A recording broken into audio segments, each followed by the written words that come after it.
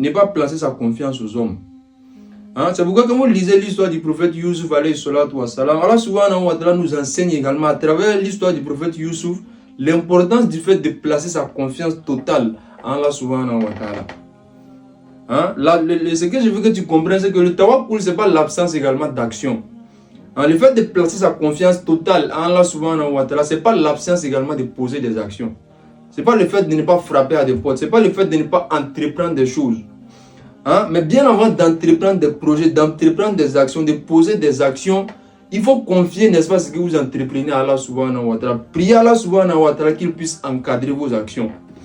Hein? Et avoir la conviction également que ce que vous entreprenez ne peut avoir de la réussite, ne peut aboutir à quelque chose que par la satisfaction et la volonté d'Allah subhanahu wa ta'ala, pas la volonté des hommes. C'est ce qu'on appelle le tawakkul. Hein? Et quand vous lisez l'histoire du prophète Youssouf qui a été emprisonné injustement, pendant que le prophète Youssouf a été en prison, il y a un prisonnier qui devait sortir, qui devait être bientôt libéré. Et le prophète Youssouf, en ce moment, bien avant que le prisonnier soit libéré, il a dit à ce prisonnier, il dit, il dit, si tu sors de prison, parle de ma situation au roi. Intercède auprès de moi, auprès du roi vis-à-vis de moi, pour que je puisse bénéficier de la grâce du roi, pour que je puisse sortir de prison. Parce que j'ai été emprisonné injustement. Et ça, c'est des propos qui n'ont pas plu à Allah subhanahu wa ta'ala. Parce que le prophète Youssouf a manqué, n'est-ce pas, de tawakkul. Il devait intercéder. L'action que le prophète Youssouf a posée n'est pas une mauvaise action. Mais ça devait être précédé de l'évocation d'Allah subhanahu wa ta'ala.